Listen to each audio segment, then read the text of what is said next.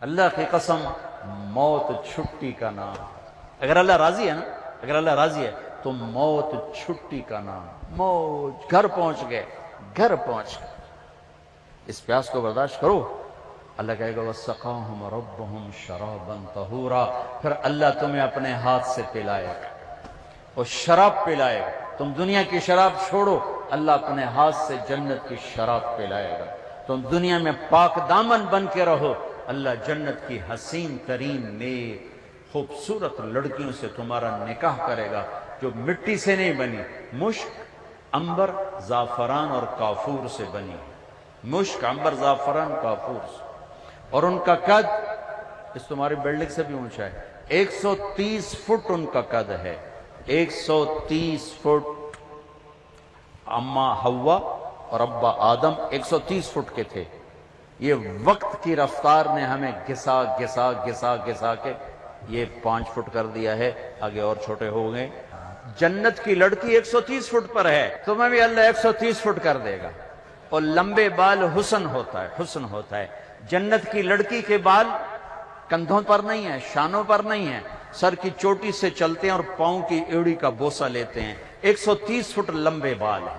جب وہ یوں سر ہلاتی ہے اور اپنے بالوں کو لہراتی ہے تو پوری جنت میں لاکھوں سورج چمکنے لگتے ہیں، کروڑوں ہر بال میں سے شعائیں نکلتی ہیں. جیسے یہ سٹیج کو نہیں سجاتے مختلف رنگوں سے، ایسے اس کے بالوں سے مختلف رنگ نکلتے ہیں، پوری جنت میں روشنیاں پھیل جاتی ہیں. اس کے یہ بالوں کا حسن ہے.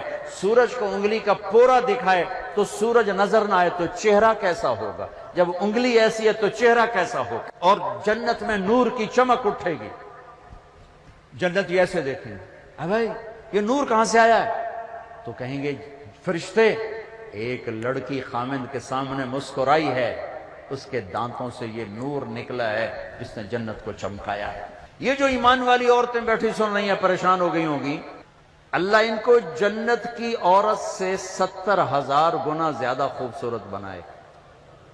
اور ان کا مناظرہ ہوگا، مناظرہ جنت میں نا، مناظرہ ہوگا. سوکن پنا نہیں ہوگا، سوکن میں نہیں، مناظرہ ہوگا. ایمان والی عورتیں اور جنت کی عورتیں، حوریں، ایمان والی عورتیں. اب جنت والی عورتیں کہیں گے نحن الخالدات فلا نموت، ہم نے موت نہیں دیکھی، زندہ. نحن الناعمات فلا نبأس، ہم نے بڑھاپا نہیں دیکھا، جوانی. نحن الراضیات فلا نسخط، ہم نے کبھی لڑائی نہیں کی، ہمیشہ راضی. نحن المقیمات فلا نرحل، ہم نے کبھی ساتھ نہیں چھوڑا، ہمیشہ ساتھ دیا ہے. یہ چاروں باتیں دنیا کی عورت میں نہیں. جوانی بھی مستقل نہیں، بڑھاپا آتا ہے، اور موت بھی ہے، اور ناراضگی بھی ہے، اور ساتھ کا چھوڑنا بھی ہے. موت آ جاتی ہے، ساتھ چھوڑ جاتا ہے. اب اس کے جواب میں مومنات کیا کہیں گی؟ نحن المصلیات فما صلیتن، ہم نے نماز پڑھی، تم نے کوئی نہیں پڑھی. نحن الصائمات فما صمتن، ہم نے روزے رکھے، تم نے کوئی نہیں رکھے. نحن المتصدقات فما تصدقتن، ہم نے صدقہ خیرات کیا، تم نے کوئی نہیں کیا. ونحن المتوضئات فما توضأتن، ہم نے روزے رکھے، تم نے روزے کوئی نہیں رکھے. تو حضرت عائشہ فرماتی ہیں فغلبناہن، تو ایمان والی عورتیں جنت کی عورتوں پہ غالب آ جائیں. یہاں مردوں پہ غالب، وہاں حوروں پہ غالب. اللہ کے نبی کی عورتیں، اب بیویوں سے حسن سلوک کرو. تمہیں ایک عجب حدیث سناؤں. سب سے پہلے جو طارق جمیل کا عمل تولا جائے گا، سب سے پہلا عمل آپ کا، میرا، سب سے پہلا عمل جو تولا جائے گا،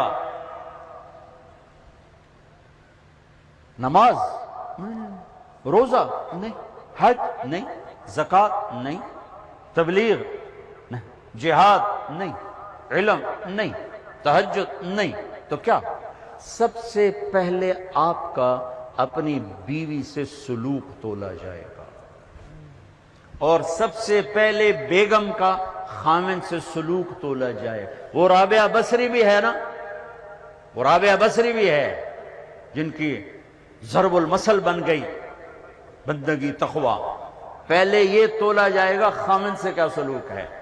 جنید بغدادی بن گئے، شیخ عبد القادر جیلانی بن گئے.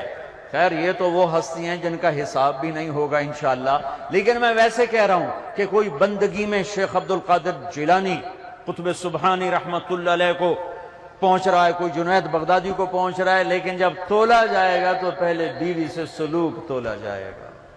تو اپنے گھروں میں حسن سلوک رکھو۔ بیویوں سے کہتا ہوں خامدوں سے حسن، بیوی مسکرا کے ملے خامد کو جب وہ گھر آئے تھک کر، تو اس کو اللہ کے راستے میں جہاد کرنے کے آدھے کے برابر اجر ملتا ہے، آدھے کے برابر۔ تو اپنے گھروں کو خوبصورت بناؤ حسن سلوک کے ساتھ۔ تانا، طنز، بولیاں، وہ انسان نہیں جو عورت پہ ہاتھ اٹھائے۔ میرے نبی نے فرمایا اس میں کوئی خیر نہیں جو عورتوں پہ ہاتھ اٹھاتا ہو۔ آخری خطبے میں عورتوں کو حصہ دیا، بیویوں کو، خامدوں کو نہیں، عورتوں کو۔ استوصوا بالنساء خیرا، یہاں سے پیراگراف شروع ہوتا ہے اور لمبی عبارت آپ نے صرف عورتوں کے حقوق بیان فرمائے۔ تو میرا معاشرہ امبیلنس سا ہے، کہیں خامند بیوی خود نادان ہیں تو لڑ کے تباہ ہو رہے ہیں، کہیں خامند بیوی میں محبت ہے لیکن ساس شریف نے جنازہ ہی کر چھڑیا ہر شاید، سسر اوپر تلوار لے کر۔ ساس کا اپنا جبر ہے، سسر کا اپنا جبر ہے، نند کا الگ جبر ہے۔ کہیں بچے کے ماں باپ نے گھر برباد کیا ہوا ہے، کہیں بچی کے ماں باپ نے گھر برباد کیا ہوا ہے۔ ایک بچہ میرے پاس آیا، یہ ہم میاں بیوی لڑ پڑے تھے، اب ہم ملنا چاہتے ہیں لیکن دونوں کے والدین کہتے ہیں کبھی نہیں ملنے دیں گے، اب یہ قصہ ختم ہونا چاہیے اور ختم ہوگا، ہو گیا۔ یہ جبر، یہ ظلم، چونکہ ہمارا جوائنٹ فیملی سسٹم ہے، میں ہاتھ جوڑتا ہوں، میں کسی رشتے کو اچھالنا نہیں چاہ رہا، لیکن جو گھروں میں ہو رہا ہے میں بتا رہا ہوں۔ کہیں خامند نادان ہے، بیوی کے ساتھ بدتمیز ہے، کہیں بیوی نادان ہے، خامند کے ساتھ بدتمیز ہے، کہیں دونوں بہت اچھے ہیں لیکن خامند کے ماں باپ کا ظلم ہے، کہیں بچی کے ماں باپ کا ظلم ہے، کہیں بہن بھائیوں کا ظلم ہے۔ اللہ کے واسطے اپنی حدود میں رہو، اپنی حدود میں رہو۔ یہیں تمہاری یونیورسٹی میں پچھلی دفعہ بیان کر کے آیا، آفس پہ بیٹھا تھا، ایک بچی باہر رو رہی تھی، تو میں نے کہا جی ایک بچی باہر رو رہی، آپ سے ملنا چاہتی، تو میں چلا گیا، ساتھ آفس کے چھوٹا سا کمرہ ہے، تو پھر بھی رو رہی، میں سمجھا شاید میرا بیان سن کے کوئی زیادہ اثر لے لیا ہے۔ وہ کہنے لگی مولانا آپ عورتوں کے حقوق بیان کرتے ہیں لیکن آپ متعلقہ عورتوں کے تو کبھی نہیں بیان کرتے۔ مجھے یوں لگا جیسے مجھے کسی نے نا خنجر سے دو ٹکڑے کر دے، کہا متعلقہ بچیوں کے بارے میں تو کبھی نہیں بولے۔ اس کے بعد سے میں نے بولنا شروع کیا، پھر میں نے کہا کیا ہوا بیٹی آپ کو طلاق؟ جی مجھے طلاق ہوئی، میں طلاق یافتہ ہوں۔ کیا مسئلہ تھا؟ کہا میرا خامند بہت اچھا تھا، ہم دونوں میاں بیوی میں بہت محبت تھی، بس میرا سسر کہتا اوے مینو چنگی نہیں لگ دی انہوں طلاق دے، اوے مینو چنگی نہیں لگ دی انہوں طلاق دے۔ تو 1 سال تک تو میرے خامند نے پریشر برداشت کیا، پھر اس نے کہا میں بہت مجبور ہوں، ماں باپ کا پریشر ہے، اور مجھے طلاق دے کے گھر بٹھا دیا۔ اب کوئی ہے ہی نہیں جو ہمیں پوچھے، بوڑھے لوگوں کے رشتے آتے ہیں۔ متعلقہ بچیوں کو پہلے دیکھا کرو، بیوہ بچیوں کو پہلے دیکھا کرو۔ میرے نبی نے متعلقہ بیوہ عورتوں سے شادی کی، صرف ایک کنواری سے شادی کی، اور ہمارے یہاں طلاق کی ہوئی ہے، انت طلاق ہو گئی، انت طلاق ہو گئی ہے، انت طلاق ہو گئی۔ 99% ظلم لڑکے والوں کی طرف سے ہوتا ہے، 1% لڑکی کا ہوتا ہے نادانی، لیکن اکثر لڑکوں کا ظلم ہوتا ہے۔ وہ رشتے تلاش کرو جو بچیاں بیٹھی ہوئی ہیں، کہیں بچیوں کی شادیاں ہو گئی ہیں، بچہ ساتھ لے کر گئی ہیں، یا نوجوان چھوٹے بچوں کے ساتھ بیوی فوت ہو جاتی ہے تو وہ دوسری شادی کرتا ہے، تو نئی ماں آتی ہے، تو سوتیلے پن کے جو ظلم سنے ہیں اس نے بھی دل کو پارا پار کر کے رکھ دیا ہے۔ سوتیلے یتیم جب روتا ہے نا، جب یتیم روتا ہے تو اللہ کا عرش کانپ اٹھتا ہے، اللہ کا عرش کانپ اٹھتا ہے، اور اللہ تعالیٰ فرماتا ہے کس نے یتیم کو رلایا، کون ہے اس کے آنسو پوچھے اور میری رحمت کی چھاؤں میں آ جائے۔ جہاں کہیں باپ سوتیلا ہے، کہیں ماں سوتیلی ہے، اللہ کا واسطہ دیتا ہوں اللہ کی رحمت کی چھاؤں میں آ جاؤ، سوتیلی اولاد سے حسن سلوک کر کے۔ متعلقہ بچیوں کو پوچھو۔ اس کے بعد پھر میں نے یہ حدیث میں نے پڑھی تھی، بیان نہیں کرتا تھا، بھول گیا تھا۔ میرے نبی نے فرمایا تمہیں سب سے اعلیٰ درجے کا صدقہ بتاؤں، سب سے اعلیٰ درجے کا صدقہ بتاؤں، سب سے اعلیٰ درجے کا صدقہ جی کیا کہ جس کی بیٹی کو طلاق ہو گئی اور وہ گھر آ کے بیٹھ گئی، اس پہ خرچ کرنا سب سے اعلیٰ درجے کا صدقہ ہے۔ اللہ ایمان والی عورتوں کو جنت کی عورتوں پر بھی غالب کرے گا۔ یہ خوبصورت زندگی ہے۔ اور ایک چھوٹا سا کام سارے کر لو، بہت بڑا مجموعہ ماشاءاللہ، احباب جمع ہے میر، حال دل کہہ لے، ہاں پھر التفات دل دوستاں رہے نہ رہے۔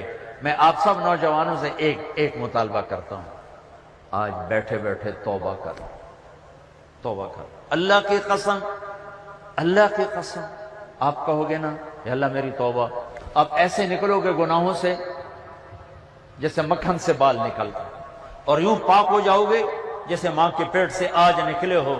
اللہ کو معاف کرنا اتنا اچھا لگتا، یہ نہ ڈرنا کہ میں نے مانچسٹر میں بیان کیا کہ توبہ کی بات کی، ایک نوجوان آ گیا 35-36 سال، مولانا کیا واقعی اللہ معاف کر دیتا ہے؟ وہ اتنا سہمے ہوئے، ہمارے نوجوان خطیبوں نے نا لوگوں سے اللہ چھین لیا ہے، اتنا خوفناک کر کے دکھایا ہے تو لگتا ہے بھئی دوزخ ہی دوزخ ہے، جنت کے سپاس سے وسدی کوئی نہیں۔ اچھا اللہ معاف کر دے گا؟ میں نے کہا جی۔ کیا واقعی معاف کر دے گا؟ میں نے کہا جی میرے بہت زیادہ گناہ ہیں۔ میں نے کہا بچہ تیری عمر کیا جو کہہ رہا تیرے بہت زیادہ گناہ ہیں؟ اور تو اتنے گناہ کر، میں گناہوں پہ دلیر نہیں کر رہا، میں مایوسی سے نکالنے کی بات کر رہا ہوں کہ ہمارا نوجوان یا بوڑھا کہتا ہے جی میرے گناہ ہی بہت زیادہ ہیں، میری کیسے توبہ ہوگی، میری کیسے معافی ہوگی؟ میں یہ بتانا چاہتا ہوں کہ میرا اللہ کہتا ہے دھرتی گناہوں سے بھر دے اور اٹھا کر آسمان کی چھت کو لگا دے، اور پھر ایک دفعہ کہہ دے یا اللہ معاف کر، تو میں سارے ہی معاف کروں، سارے۔ تو اب تو سب بچے بیٹھے اور بوڑھے ہوں گے تو 60-70 سال 80 سال، اس سے زیادہ کیوں؟ تو جب ہم کہتے ہیں نا یا اللہ میری توبہ، ایک اور حدیث سنو، میرے نبی نے فرمایا جو توبہ توڑ دے پھر کر لے، پھر توڑ دے پھر کر لے، پھر لیکن کرے سچے دل سے، کرے سچے دل سے، کرے سچے دل سے۔ اگر دن میں 70 دفعہ بھی اس کی توبہ ٹوٹی اور اس نے ہر دفعہ کر لی سچے دل سے، تو اللہ کا محبوب ہی رہے گا، مجرم نہیں بنے گا۔ کتنے مزے کی بات ہے۔ اب تمہیں حدیث کے لفظ سنا دوں تاکہ تم کوئی اعتراض نہ کرو کہ تو گھڑ کے بولی جاندہ ہے۔ ما عاد ما اصر من استغفر وان عاد فی اليوم 70 مرتا، جو دن میں 70 دفعہ توبہ توڑ کے پھر کر لے، اللہ کی نظر میں مجرم نہیں ہے۔ مجرم کون ہے؟ جو توبہ نہ کرے، جو کہ کیا ہو گیا، سارے شراب پی رہے ہیں میں نے پی لی، کیا ہو گیا، سارے منہ کالے کر رہے ہیں میں نے کیا، کیا ہو گیا، سارے رشوت لے رہے ہیں میں نے لے لی، کیا ہو گیا۔ یہ کیس خطرناک ہے۔ اور وہ جو رونے دھونے والا ہے وہ تو مسئلہ ہی کوئی نہیں، ساری زندگی کا گناہ ایک آنسو ایک آنسو ایک آنسو۔ توبہ کرتے ہو؟ کرتے ہو؟ میرے ساتھ کہو یا اللہ میری توبہ، پھر کہو یا اللہ میری توبہ، پھر کہو یا اللہ میری توبہ۔ لو 3 سیکنڈ میں اللہ نے آپ کے سارے گناہ معاف کر، اللہ کی قسم معاف کر دیے، اگر سچے دل سے ہے۔ بس اب علماء سے پوچھ لینا اب کرنا کیا ہے، نمازیں چھوڑی اب کیا کرنا ہے، روزے چھوڑے اب کیا کرنا ہے، زکوٰۃ چھوڑی اب کیا کرنا ہے، لوگوں کے حق ضائع کی اب کیا کرنا ہے۔ آسان سا کام ہے، کرتے جاؤ گے بڑھتے جاؤ گے، اللہ کی چھاؤں میں آؤ گے۔ اوپر سے رمضان توبہ کا مہینہ، رحمت کا مہینہ، جنت کا مہینہ، روزے نہ چھوڑنا، کالج کی چھٹی کر لینا، روزے کی چھٹی نہ کرنا، یونیورسٹی کی چھٹی کر لینا، روزے کی چھٹی نہ کرنا، تراویح کی چھٹی نہ کرنا۔ تراویح کے ہر سجدے پر 1500 نیکی لکھی جاتی ہے۔ بندے بن کے افطاری کرنا تو انشاءاللہ تراویح ساری پڑ جائے گی۔